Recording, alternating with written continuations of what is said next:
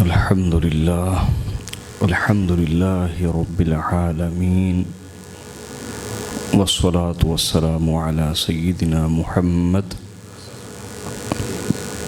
الصادق الأمين وعلى آله وصحبه أجمعين أما بعد فأعوذ بالله من الشيطان الرجيم بسم الله الرحمن الرحيم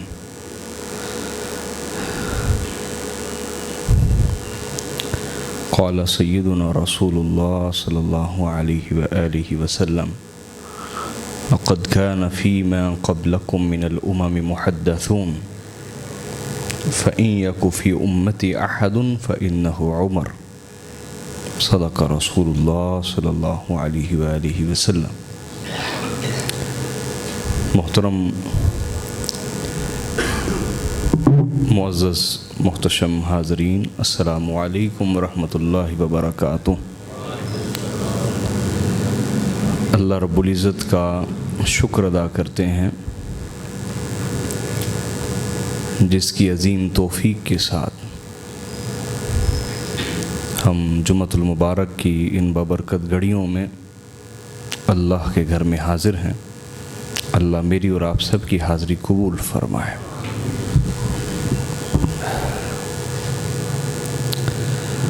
آج کا موضوع خطبہ جمعہ کے لیے وہ ہے سیرت حضرت عمر فاروق رضی اللہ تعالی عنہ۔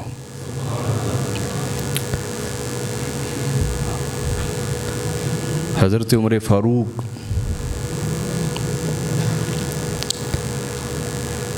وہ ہستی ہیں کہ ہر ایک کو مرید رسول کہا جاتا ہے اور انہیں مراد رسول کہا جاتا ہے۔ سبحان۔ مرید چاہنے والے کو کہتے ہیں اور مراد جسے چاہا جائے، جسے بولیے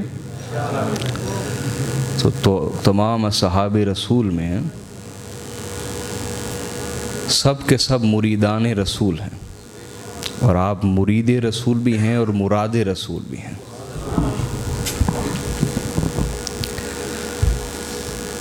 اور آپ اپنا تعارف خود کراتے ہیں، فرماتے ہیں کہ میں رسول اللہ کا انا عبد اللہ و سیف اللہ المسلول، کہ میں رسول اللہ کا بندہ ہوں، یعنی غلام ہوں، اور آپ کی ایک سونتی ہوئی تلوار ہوں۔ تو اللہ رب العزت نے آپ کو شجاعت سے نوازا، ہیبت سے نوازا، اور یہ آپ کی شان اور عظمت کا بہت بڑا اظہار ہے کہ جس دن آپ اسلام لائے اس دن پہلی نماز تھی جو صحن کعبہ میں ادا کی گئی۔ سبحان اللہ۔ اس سے پہلے خفیہ طریقے سے چھپ چھپا کے نماز ادا کی جاتی تھی۔ تو یہ چیز سمجھیں، ہمارے ہاں فرقہ پرستی نے ہمیں یہاں تک پہنچا دیا کہ ہم ایک کی فضیلت کو دوسرے کا انکار سمجھتے ہیں، ایک کی فضیلت کو دوسرے کا انکار سمجھتے ہیں۔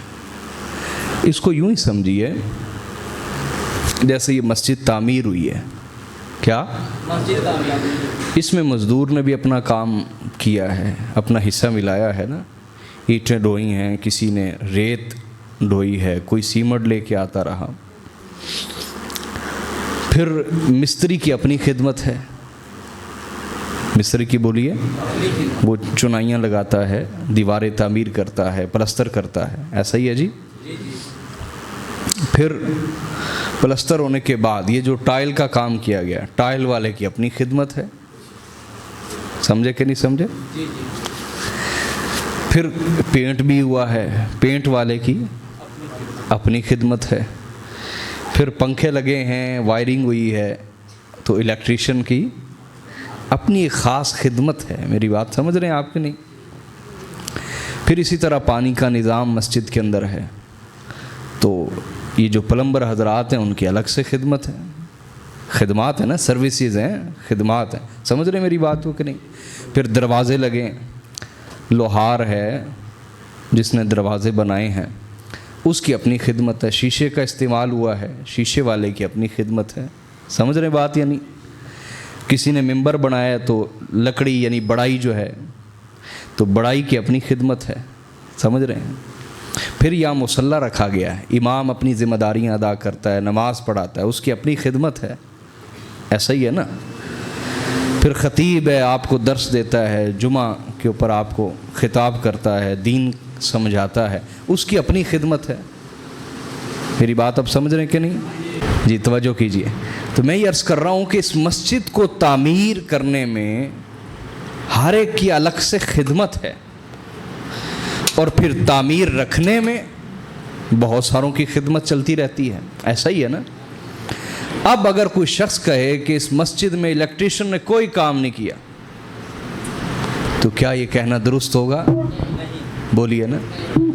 اب اگر کوئی شخص کہہ دے کہ اس مسجد میں مزدور کا کوئی حصہ نہیں، تو کیا یہ کہنا درست ہوگا؟ اگر کوئی کہہ دے کہ اس مسجد کے بنانے میں مستری کا کوئی کردار نہیں، کیا یہ کہنا درست ہوگا؟ ٹائل والے کا کوئی کام نہیں، کہنا درست ہوگا؟ بولیے۔ پینٹ والے کا کوئی کردار نہیں، کیا یہ کہنا درست ہوگا؟ پلمبر کی کوئی خدمت نہیں، تو کیا یہ کہنا درست ہوگا؟ تو بہت سارے مختلف شعبوں سے تعلق رکھنے والے لوگ جب اپنی سروسز خدمات پیش کرتے ہیں تو ان کی خدمات مل کے ایک تحریک، ایک مشن کامیاب ہوتا ہے۔ اس میں ہر ایک کی اپنی اہمیت ہے، ہر ایک کی بولیے اپنی اہمیت۔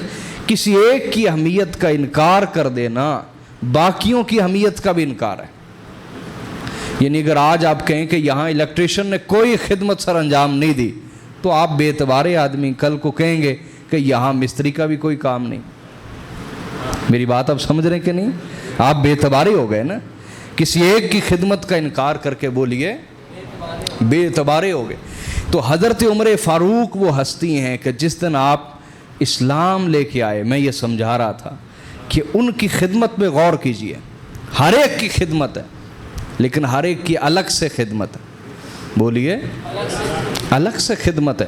اور تمام اصحاب رسول ہوں، اہل بیت رسول ہوں، ان کی خدمات مل کے یہ دین اسلام دنیا تک پہنچا ہے۔ لہٰذا اہل بیت اطہار کا انکار وہ بھی دین کا انکار ہے، اور انصار و مہاجرین کا انکار وہ بھی دین کا انکار ہے۔ یہ میری بات آپ سمجھے کہ نہیں سمجھے؟ بولیے نا، یہ مثال ذہن میں رہے گی آپ کے؟ بولیے، اللہ آپ کو سلامت رکھے۔ تو پہلی نماز جو آقا علیہ الصلوۃ والسلام نے صحن کعبہ میں ادا کی، وہ حضرت عمر کے اسلام لانے پہ ادا فرمائی، کہ ایک طرف حضرت حمزہ تھے اور دوسری طرف حضرت عمر فاروق تھے، درمیان میں اصحاب تھے، ان کے درمیان میں انہوں نے رسول اللہ صلی اللہ علیہ وسلم کو، حضور کو درمیان میں رکھا کہ آپ کو کوئی تکلیف گزن نہ پہنچے۔ اس طریقے کے ساتھ، ترتیب کے ساتھ تشریف لائے اور پہلی نماز صحن کعبہ میں ادا فرمائی۔ تو خیر میں اس طرف جانا نہیں چاہ رہا، میں کچھ اور موضوع تیار کر کے لایا ہوں کہ بہت سے فضائل ہیں۔ کیا؟ حضرت ابو ہریرہ فرماتے ہیں، اور حدیث متفق علیہ، صحیح بخاری اور صحیح مسلم کی، کہتے قال رسول اللہ صلی اللہ علیہ وآلہ وسلم لقد كان فيما قبلكم من الامم محدثون۔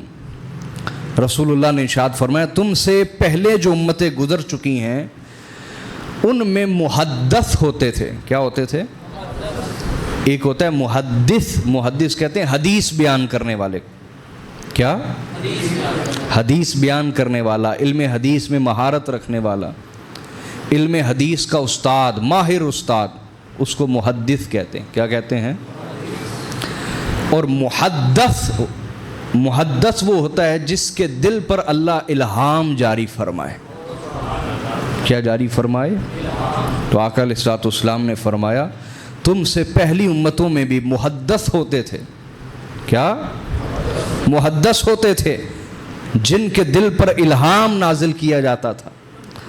فَإِن يَكُ فِي أُمَّتِي أَحَدٌ فَإِنَّهُ عُمَرٌ، اور فرمایا اگر میری امت میں بھی وہ محدث ہوئے تو عمر ان میں ضرور ہوگا۔ عمر ان میں بولیے فَإِنَّهُ عُمَرٌ، تو وہ عمر ہوگا جن کے دل پر اللہ الہام جاری فرمائے گا۔ کیا؟ اور اس الہام کی ایک صورت دیکھیے نا کہ آپ مدینہ کے ممبر پہ ہیں اور حضرت اسامہ، کیا؟ یہ ایک لشکر لے کے گئے اور حضرت ساریہ بھی ان کے ساتھ ہیں. تو ایک جگہ لشکر پسپا ہونے لگا, شکست خوردہ ہونے لگا, حملہ ہو گیا. آگے سے تو ہو ہی رہا تھا نا, پیچھے سے بھی ہونے لگا حملہ پہاڑ کی طرف سے. تو حضرت عمر فاروق رضی اللہ تعالیٰ عنہ آپ اس وقت خطبہ جمعہ دے رہے تھے. کیا؟ تو آپ نے فرمایا یا ساریہ الی الجبل, یا ساریہ الی الجبل, یا ساریہ الی الجبل. اے ساریہ ذرا پہاڑ کے پیچھے کی خبر لو, پہاڑ کے پیچھے کی خبر لو. تو انہوں نے پیچھے جب دیکھا پہاڑ کے پیچھے, تو پیچھے سے بھی حملہ تھا. جب پیچھے سے حملہ روکا تو اگلا حملہ بھی کمزور ہو گیا. اس پر اللہ رب العزت نے انہیں فتح عطا فرما دی. اب سب حیران اور پریشان تھے کہ یہ کیا ماجرا ہے کہ آپ تو جمعہ پڑھا رہے ہیں اور حضرت ساریہ یہ تو لشکر لے کے بہت دور گئے ہوئے ہیں, رومیوں سے جنگ ہو رہی ہے. تو اس لشکر کی انہیں کیا خبر, وہ تو یہاں ہے ہی نہیں, وہ تو یہاں. اور ادھر لشکر میں سب نے سنا کہ حضرت عمر کی گرجدار آواز کہہ رہی کہ پہاڑ کی طرف, پہاڑ کی طرف, پہاڑ کی طرف. سب نے سنا. اب جب لشکر واپس آیا تو لوگوں نے ان سے تصدیق کی, کہا کیا تمہیں آواز آئی تھی کہ پہاڑ کی طرف متوجہ ہو جاؤ, پہاڑ کی طرف متوجہ ہو جاؤ؟ کہا بالکل ہمیں آواز آئی تھی. کس دن؟ کہا جی فلاں دن. کہا ہم نے بھی دن نوٹ کیا, جمعے کا دن تھا, یہ وقت تھا. خطبہ جمعہ دیتے ہوئے امیر المومنین نے کہا تھا کہ اے ساریہ پہاڑ کی طرف متوجہ ہو جاؤ. تو پس آپ کھڑے مدینہ میں تھے لیکن نظر پورے کے پورے لشکر پہ تھی, میدان جنگ میں تھی. یہ وہ کیفیت ہے جس کے بارے آقا نے فرمایا کہ اللہ عمر کے دل پر الہام جاری فرمائے گا, کہ وحی کا دروازہ تو بند ہو گیا لیکن الہام کا دروازہ قیامت تک کھلا ہے. یہ اللہ اور بندے کے درمیان براہ راست ایک کمیونیکیشن کا راستہ ہے, واسطہ ہے, ایک تعلق ہے, تعلق ہے. بولیے. تو آقا علیہ الصلوۃ والسلام نے فرمایا اگر میری امت میں کوئی محدث ہوا تو وہ عمر ہوگا. مراد یہ کہ عمر بھی ان میں ہوں گے. اور اس حدیث کی تائید میں میں ایک اور روایت لاتا ہوں, پھر آپ کو موضوع میں ربط سمجھ آئے گا.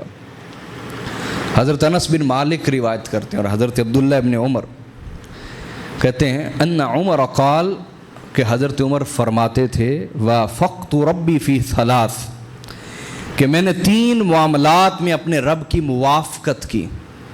اپنے رب کی موافقت کی یعنی جو اللہ رب العزت نے حکم نازل فرمایا میری راہ نے اس کی موافقت کی.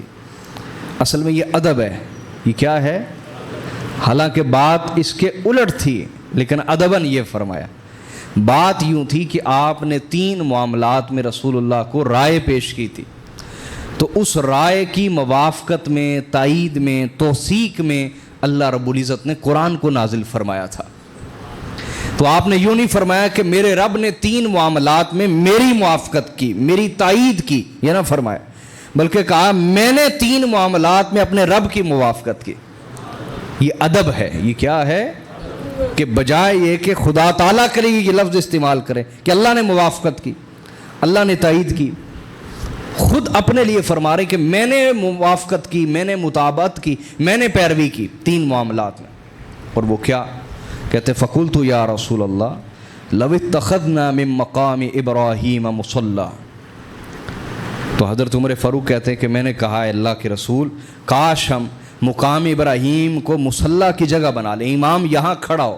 مقام ابراہیم پر جب نماز پڑھنے لگے نا کعبۃ اللہ میں, حرم شریف میں, تو امام مقام ابراہیم پہ کھڑا ہو. کاش ہم اس کو مصلی بنا لیں. یہ رائے پیش کی. فنزلت واتخذوا من مقام ابراہیم مصلی.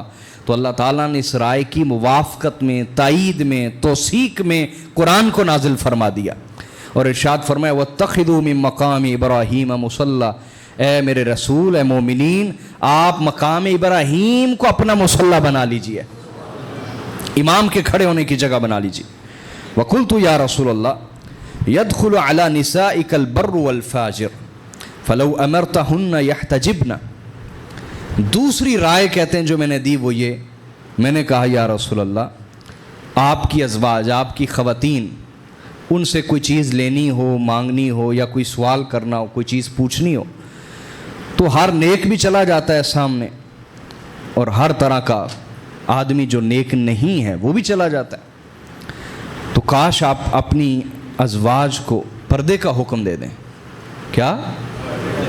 یعنی چہرہ چھپانے کا، پردے کا حکم دیں۔ اس سے پہلے پردے کا کوئی حکم نازل نہ انبیاء کی ازواج کرتی تھی پردہ، اور نہ اس کے بعد مومنین کی ابھی تک ازواج وغیرہ پردے کا کوئی اہتمام کرتی تھی۔ تو کہتے ہیں میں نے عرض کی یا رسول اللہ، کاش آپ اپنی بیویوں کو، اپنی ازواج سے کہیں کہ یہ پردہ کیا کریں۔ کیا؟ اچھا، اس کو ایک اور روایت کے ساتھ بھی ملا کے آپ کو سناتا ہوں۔ وہ مسند احمد بن حنبل میں کہتے ہیں کہ میں جب حاضر ہوا تو میں نے کہا یا رسول اللہ، اب ظاہری سی بات، ان کی صاحبزادی حضرت حفصہ بھی امہات المومنین میں تھی نا، حضرت عمر کی جو بیٹی تھی حضرت حفصہ، وہ بھی ہماری ماں ہیں، تو اس لیے آتے جاتے تھے۔ تو حاضر ہوئے تو حضور کی دیگر ازواج بھی بیٹھی ہوئی ہیں، تو کہا یا رسول اللہ آپ انہیں پردے کا حکم دے دیں۔ کیا؟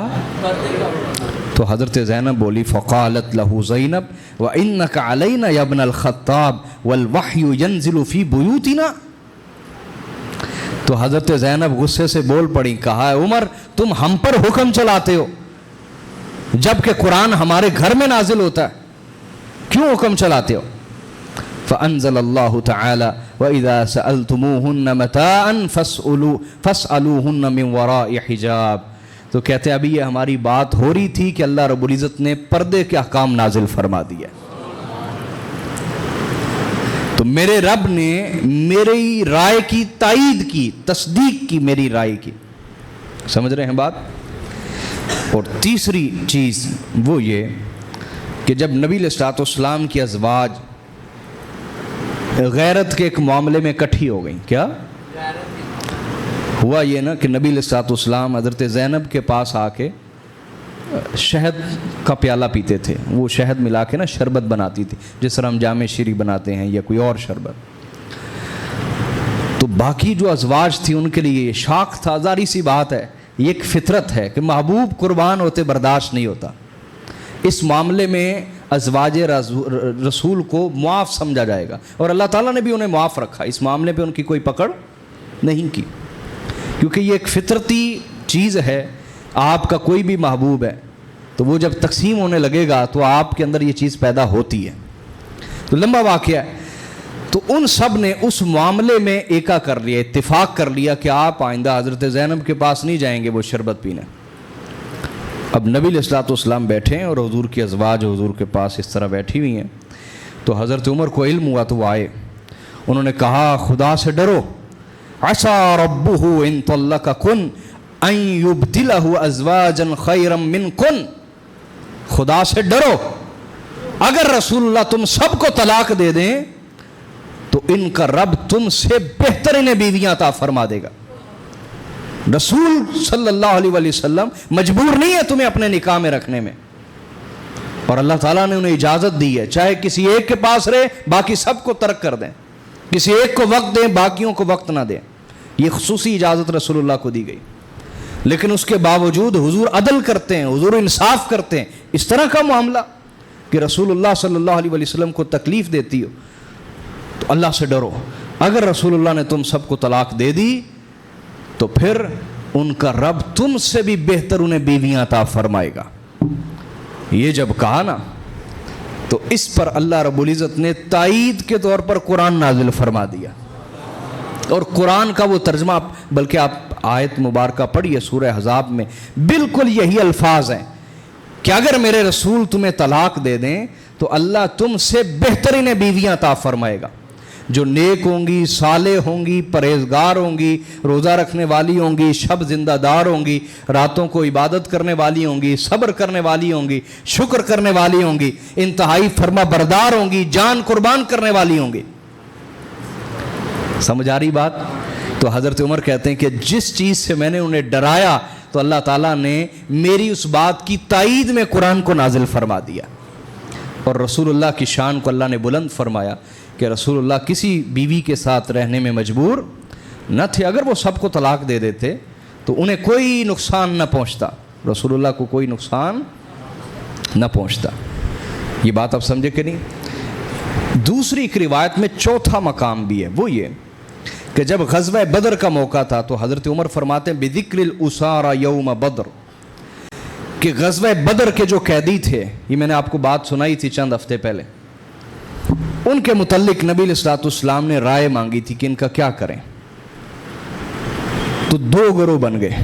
حضرت عمر نے کہا یا رسول اللہ ان سب کو قتل کروا دیں، نہ یہ بچیں گے نہ فساد دوبارہ ہوگا.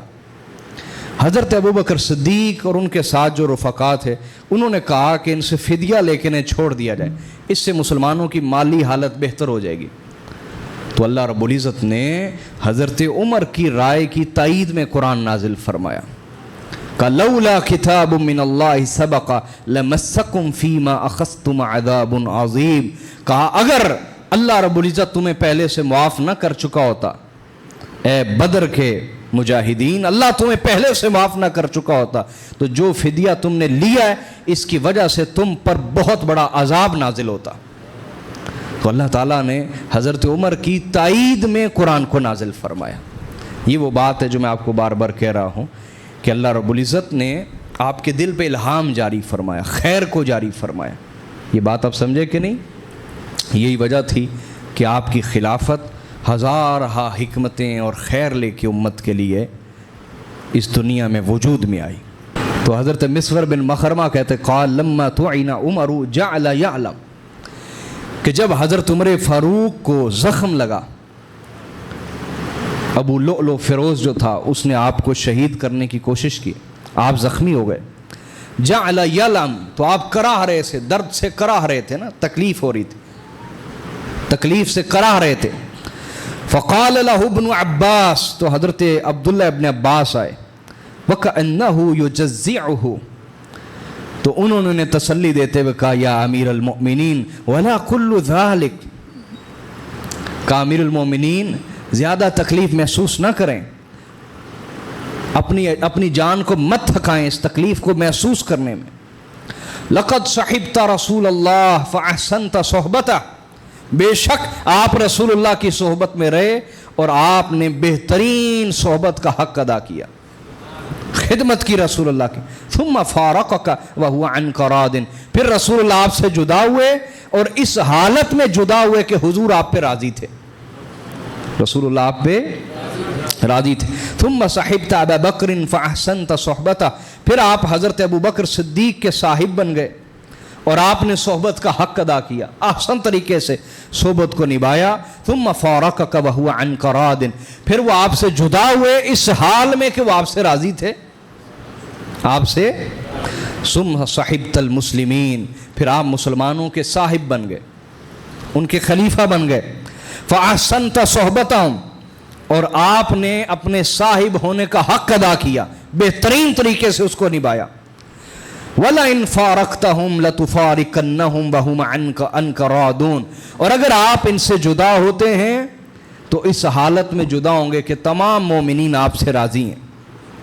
تو حضرت عمر فاروق بول پڑے، قال اما ما ذکرت من صحبت رسول اللہ ورضاہ فانما ذلك من من اللہ من به علی، کہا جہاں تک آپ نے ذکر کیا کہ مجھے حضور کی صحبت نصیب ہوئی، کیا رسول اللہ کی صحبت نصیب ہوئی، تو یہ اللہ کا احسان تھا جو اللہ نے مجھ پہ کیا کہ مجھے ان کی غلامی میں قبول فرما لیا. اور جہاں تک آپ نے حضرت ابو بکر کی صحبت کا ذکر کیا اور ان کے راضی ہونے کا ذکر کیا تو یہ بھی اللہ کا احسان ہے کہ اللہ کا وہ صالح بندہ مجھ پہ راضی تھا. وَأَمَّا مَا تَرَى مِن جَزَعِي، اور جہاں تک تم دیکھ رہے ہو کہ میں جو کراہ رہا ہوں تو میں ان زخموں کی وجہ سے نہیں کراہ رہا، ان زخموں کی وجہ سے میں ہائے وائے نہیں کر رہا، میں ان تکلیفوں کی وجہ سے زخموں کی وجہ سے نہیں کراہ رہا.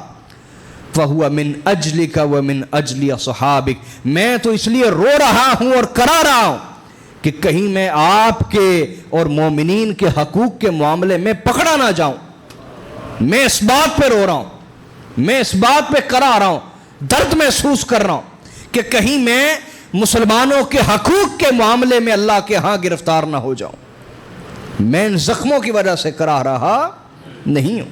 واللہ لو ان لی طلاع الارض ذہب لافتدیت بہ من عذاب اللہ قبل ان اراہ. کہا اللہ کی قسم ہے مجھے، اگر میرے پاس پوری دنیا کا سونا ہوتا تو میں اس کو فدیہ کر دیتا اس بات کے لیے کہ مجھے اللہ کے عذاب کے سامنے پیش کیا جاتا. یعنی اللہ کا عذاب کا سامنا کرنے سے بہتر تھا میں پوری دنیا کی دولت فدیہ کر دیتا.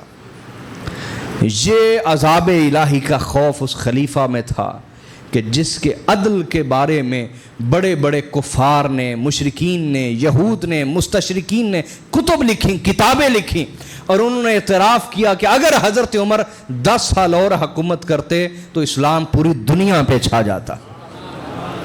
یہ اس کا عدل اور یہ اس کا خوف خدا. یہ میری بات آپ سمجھے یا نہیں سمجھے؟ بولیے. اور وہ واقعہ تو میں نے آپ کو سنایا ہی ہوا ہے کہ ایک دفعہ آپ نے چاہا کہ میں حق مہر کی ایک حد مقرر کر دوں. کیا مقرر کر دوں؟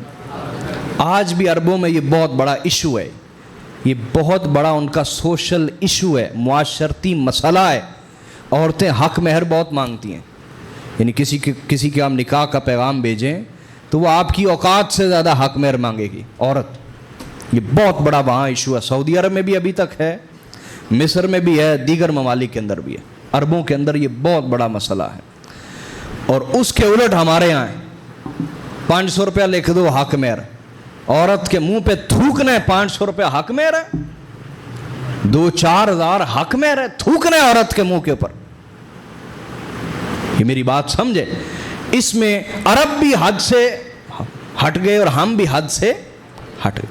تو ہر انسان کی جتنی استطاعت ہے اس کے مطابق اسے حق مہر دینا چاہیے، چاہے وہ مانگے یا ہمارے یہاں مانگنے کا زیادہ رواج نہیں ہے، نہیں مانگا جاتا، لیکن حق مہر اپنی استطاعت کے مطابق دینا چاہیے. مثال کے طور پر اگر آپ کی 50,000 آمدن ہے تو آپ کو کم از کم 20,000 حق مہر دینا چاہیے. اگر آپ کی لاکھ روپے آمدن ہے تو کم از کم آپ کو 50,000 حق مہر دینا چاہیے. یہ انصاف ہے، یہ عدل ہے. اگر آپ کی 2 لاکھ آمدنی ہے تو کم از کم آپ کو 1,00,000 روپیہ حق مہر دینا چاہیے. یہاں یہ خرابی ہے کہ دیتے ہی نہیں، وہاں وہ خرابی ہے مانگتی بہت زیادہ ہے. تو حضرت عمر فاروق نے اس مسئلے کو تحدید کے ساتھ، یعنی ایک لیمیٹیشنز کے ساتھ، اس کو ایک قانونی شکل دینا چاہا. کیا؟ ایک قانونی شکل میں آ جائے کہ اس سے زیادہ آپ حق مہر مانگ سکتی نہیں.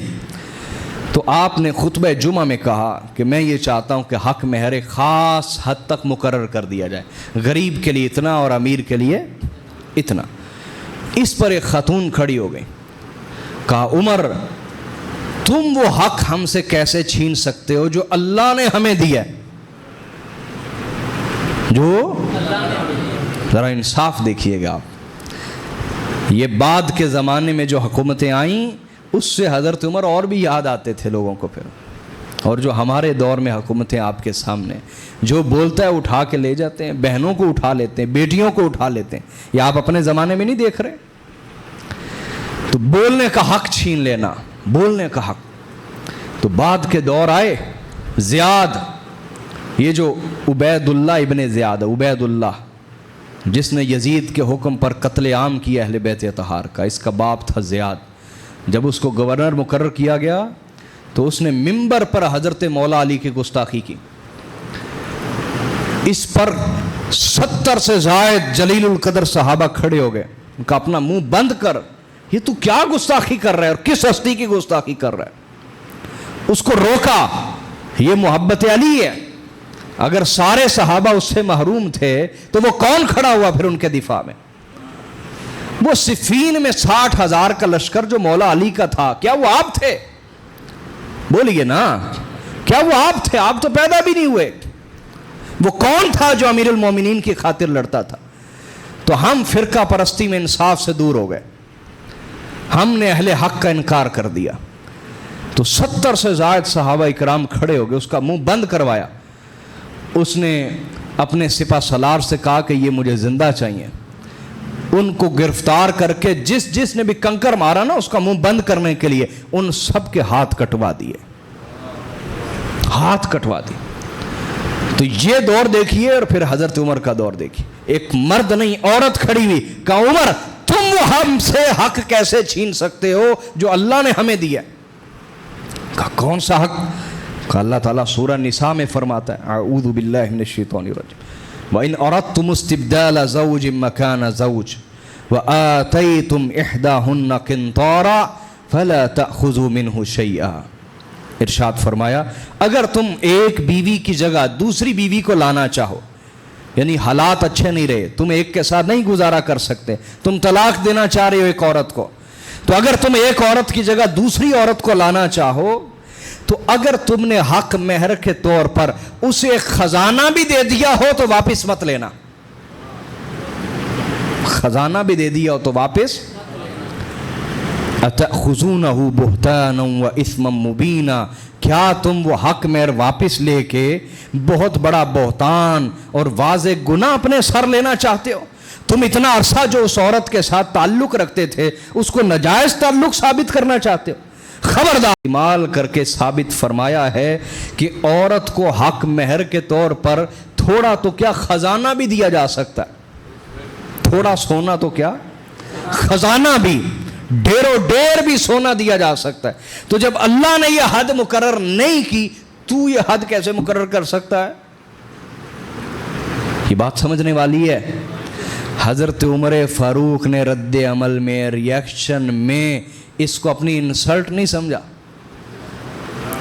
اس کو اپنی بے عزتی نہیں سمجھا, یہ نہیں سمجھا اس نے مجھے بے عزت کیا سب کے سامنے. نہ, کیا فرمایا, جو لوگ نفس سے آزاد ہو چکے ہوتے ہیں یہ ان کے جملے ہیں, جو لوگ تکبر سے بری ہو چکے ہوتے ہیں یہ ان کے جملے ہیں جو میں بولنے جا رہا ہوں, جو لوگ نفس کی شرارتوں سے آزاد ہو جاتے ہیں یہ ان کے جملے ہیں. ہمارے جیسا آدمی ہوتا تو انا کا مسئلہ بناتا, جو انانیت سے جنہیں اللہ آزاد کر دے یہ ان کے جملے. تو حضرت عمر فاروق نے فرمایا کہ عورت نے درست کہا اور مرد نے غلطی کی,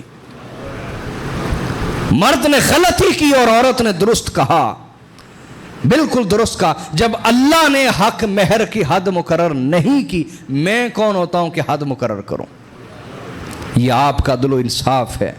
اور جب آپ کے دور میں قحط آ گیا, کیا آیا بولیے؟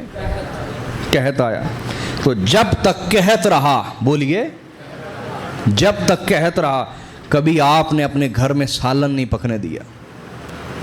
کیا 24 گھنٹے میں ایک دفعہ کھانا کھاتے اور ایک روٹی, اور وہ بھی تیل کے ساتھ. کس کے ساتھ بولیے؟ یہ میں اکثر کہتا ہوں, یہ جو آپ کو مذہب کے نام پر سیاست کے نام پر کہتے ہیں نا ہم نظام مصطفیٰ لائیں گے اور جناب ریاست مدینہ بنائیں گے اور اسلامی حکومت بنائیں گے, ان کا لائف سٹائل دیکھا کریں. اگر تو یہ اچار کے ساتھ روٹیاں کھانے والے ہیں, اور اگر تو یہ سوکھی روٹیاں کھانے والے ہیں, اور اگر تو یہ فقر پر گزارا کرنے والے ہیں, پھر یہ اپنے دعوے میں سچے. اور یہ اگر شاہانہ زندگی گزارنے والے لوگ ہیں, یہ آپ جیسی عوام کو بیوقوف بناتے ہیں, اور آپ بیوقوف بنتے ہیں ان کے نعروں کے آگے, مذہبی نعرے, سیاسی نعرے, اور آپ بیوقوف بنتے ہیں. آپ ان کی خاطر لڑتے ہیں, خون بہاتے ہیں, اپنے بھائیوں سے لڑ جاتے ہیں, مرتے ہیں, اولادیں پیش کر دیتے ہیں, اور پیچھے حق نہیں ہوتا, باطل ہوتا ہے.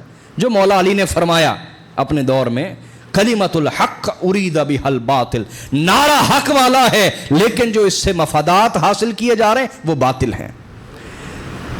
تو جنہوں نے خلافت کا نظام قائم کیا ان کے اپنے گھر حالات یہ تھے کہ آپ نے سالن نہیں پکنے دیا, اور ایک آدھ دفعہ آپ کی بیوی سالن پکا کے لائی تو آپ نے اسے ڈانٹ دیا. اس نے کہا آپ کا رنگ کیسا ہو گیا, آپ بیمار پڑ جائیں گے سخت, آپ سخت کمزور ہو چکے ہیں, شدید کمزور ہو چکے ہیں. تو آپ فرماتے اللہ سے ڈرو, معلوم نہیں اس قحط کے زمانے میں کسی کو یہ سوکھی روٹی بھی نصیب ہے یا نہیں ہے. تو ہم تو پھر تیل کے ساتھ کھا رہے ہیں, سالن ہمارے گھر نہیں پکنا چاہیے. یہ میری بات اب سمجھے کہ نہیں سمجھے؟ یہ تو قحط کا زمانہ ہے نا.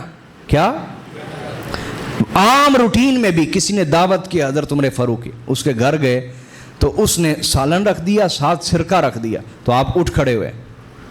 اس نے کہا امیر المومنین کیا ہوا؟ فرمایا میں تیرے دسترخوان سے نہیں کھاؤں گا, تو دنیا دار آدمی ہے. کہا وہ کیسے؟ کہا تو دو سالن پکاتا ہے. کہا یہ تو ایک سالن ہے. کہا نہیں, ہم رسول اللہ کے زمانے میں سرکے کو بھی سالن سمجھتے تھے. اگر سرکہ رکھا ہے پھر سالن کی کیا حاجت ہے؟ کیا یہ دو سالن ہر مسلمان کے گھر میں موجود ہے؟ نہیں موجود. میرے لیے یہ کھانا جائز نہیں ہے. یہ ہے خلافت. میری بات سمجھ آ رہی ہے آپ کو؟ آپ کو بے وقوف بناتے ہیں اور آپ بے وقوف بنتے ہیں ان کے آگے. جس نے بھی خلافت کا قیام کرنا ہو اس کا اپنا لائف سٹائل ضرور دیکھیں. چنگیز خان بڑا ظالم آدمی تھا, اس میں کوئی شک نہیں. اس نے آدھی دنیا فتح کی, حالانکہ وہ کیا تھا؟ اس سے چھوٹے ہوتے یتیم تھا, اس کے قبیلے سے نکال دیا گیا, جنگلوں میں پلا. ہاں, لیکن اللہ نے اسے موقع دیا اور اس موقع کو اس نے اپنے ظلم کے لیے استعمال کیا. لیکن وہ ایک اکیلا آدمی آدھی دنیا فتح کیسے کر گیا؟ اس نے اپنا کوئی محل نہیں بنایا, اپنا کوئی گھر نہیں بنایا, ساری عمر خیموں میں گزار دی, عام سادہ زندگی, فقر والی زندگی, آدھی دنیا پہ حکومت کی. تو ظالم بھی ہونا یہ راستہ اختیار کرنے تو قدرت ان کی مدد کرتی ہے. کجا یہ کوئی مومن ہو, صالح ہو, اگر وہ فقر کا راستہ اختیار کرے تو اللہ رب العزت اسے ضرور قوموں کی امامت عطا فرماتا ہے. تو حاضرین, وقت ہو گیا. ابھی بڑا پیارا ایک واقعہ تھا, میں سنانا چاہ رہا تھا لیکن انشاءاللہ ادھار رہا, اگلے جمعے پہ انشاءاللہ کر لیں گے. اللہ رب العزت ہماری حاضری قبول فرمائے, ہمیں اپنی زندگیوں میں صبر و شکر پیدا کرنے کی توفیق عطا فرمائے. والسلام علیکم ورحمۃ اللہ.